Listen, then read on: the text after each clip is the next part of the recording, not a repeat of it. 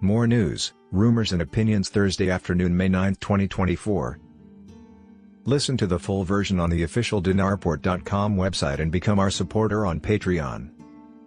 TNT, Tishwash, the Iraqi parliament enters its legislative recess and requires holding an extraordinary session on two matters. A member of the Iraqi parliament announced, on Thursday, that the House of Representatives will enter its legislative recess, starting tomorrow, Friday. Member of the Parliamentary Legal Committee, Rayed al-Maliki, told Shafaq news agency, "Today, Thursday, the House of Representatives ended the first legislative term of the third legislative year. And starting tomorrow, Friday, the House will enjoy the legislative recess until next June."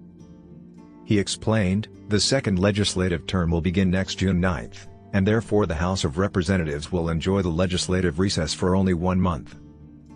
He pointed out, if the position of Speaker of the House of Representatives is agreed upon or the budget tables are sent to the House, Parliament will hold an extraordinary or emergency session to discuss any important event during the legislative recess.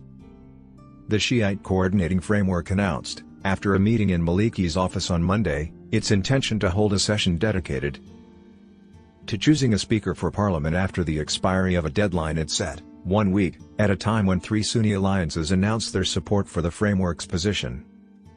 Tishwash, the European Union and Iraq agree to increase cooperation between them. The European Union ambassador to Iraq, Thomas Seiler, revealed that he agreed a few days ago with the Iraqi Prime Minister, Mohammed Shia al-Sudani, to increase and intensify cooperation.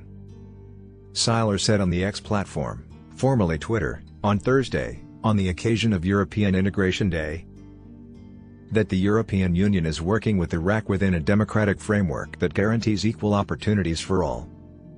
He added that this comes within the framework of private sector development, job creation, social protection and education, and combating corruption.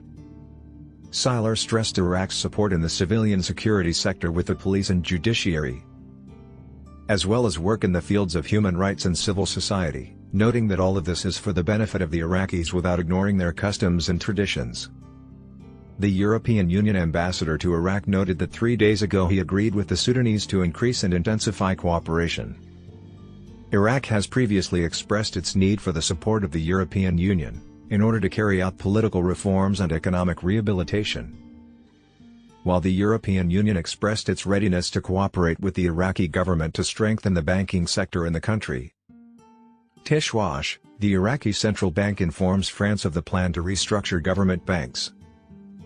The Central Bank of Iraq confirmed, on Thursday, that the plan to restructure government banks will change the map and reality of the banking sector in Iraq. A statement from the bank received by Shafaq news agency stated, the governor of the Central Bank of Iraq, Ali Mohsen al-Awlaq, received the French ambassador to Baghdad, Patrick Jarrell.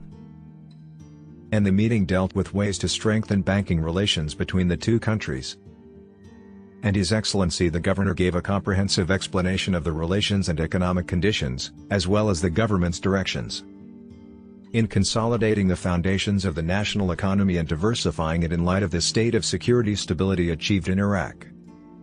The meeting also clarified the plan to restructure government banks, which enjoys support and regular follow-up by the Prime Minister, indicating that this plan will change the map of the banking sector and its reality in Iraq. The governor of the central bank also pointed to the rapid developments in organizing, monitoring and analyzing foreign transfer operations and covering foreign trade in accordance with best international practices and standards, which are receiving great praise and attention from international and regional organizations. For his part, the French ambassador expressed satisfaction with the developmental and economic developments he observed in Iraq, especially during his tour of the provinces, expressing his country's readiness to strengthen and develop banking relations with Iraq. The ambassador explained that the economic relations between the two countries are growing at the level of entry of French companies and the use of their expertise in investment projects. The French ambassador invited the governor of the Central Bank of Iraq, after making the necessary arrangements, to visit the financial and banking institutions in France, especially the Central Bank of France.